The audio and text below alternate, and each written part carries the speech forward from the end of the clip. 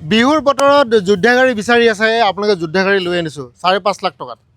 2022 নৱেম্বৰৰ গাড়ী, 1 পৰা 1.5 লাখ টকা দিব আৰু ফাইনেন্স যদি হৈ যায় গাড়ীখন আপুনি পাই যাব।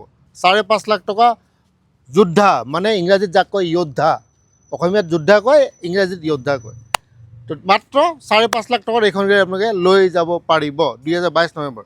তো এইখন হৈছে গাড়ী, ফটাফট এবাৰ দেখাই দিওঁ, যাতে একো ছাছপেন্স নাই। প্ৰথমে দামটো মই কৈ দিলোঁ, আপোনালোকে এবাৰ চাই লওক, টায়াৰ চাই ল'ব পাৰে। ইয়াৰ হিন্দী ভিডিঅ'টো আছে, হিন্দী চেনেলত, অসমীয়াৰ কাৰণে অসমীয়া ভিডিঅ'। ড্ৰাইভাৰ কেবিন এইটো চাই লওক, ড্ৰাইভাৰ কেবিনটো চাব পাৰে, neat and clean. Second main বস্তু আপোনাৰ ডালা 8.7 ফিট বনোৱাই আছে আৰু বেলেগ বিশেষ একো কৰিব নাই।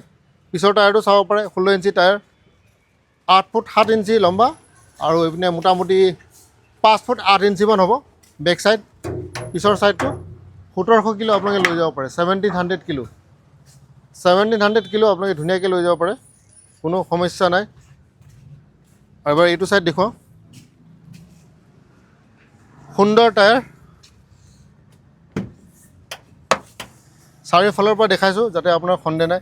5.5 লাখ টকীয়া আৰু এখন গাড়ী আছে আমাৰ লগত, আৰু চলিছে মাত্ৰ 32,000, 32,000 মান ধৰি ৰাখক, মানে একদম কম চলিছে এখন গাড়ী, 32,000 চলিছে, চাব পাৰে আপোনালোকে,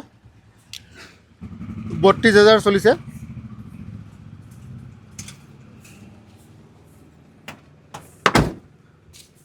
তো এইখন গাড়ী থুলমূলকৈ আপোনাৰ বিৱৰণটো দি দিছোঁ। হিন্দী চেনেলত আহিব ইয়াৰ আৰু এটা হিন্দী ভিডিঅ', আৰু ইনষ্টাগ্ৰামতো আহিব, পেজতো আহিব।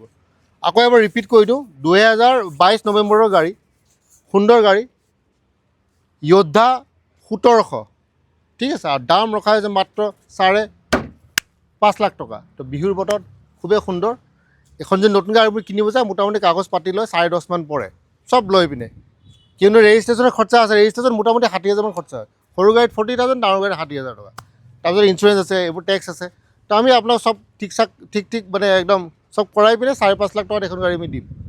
তো চাওক, কোনোবা যদি সুবিধা বিচাৰে বা সুবিধা ল'ব বিচাৰে বিহুৰ বতৰত, তো এখন গাড়ী ল'ব পাৰে আৰু আপোনাৰ বিজনেছটো ধুনীয়াকৈ আপোনালোকে আগুৱাই লৈ যাব পাৰে।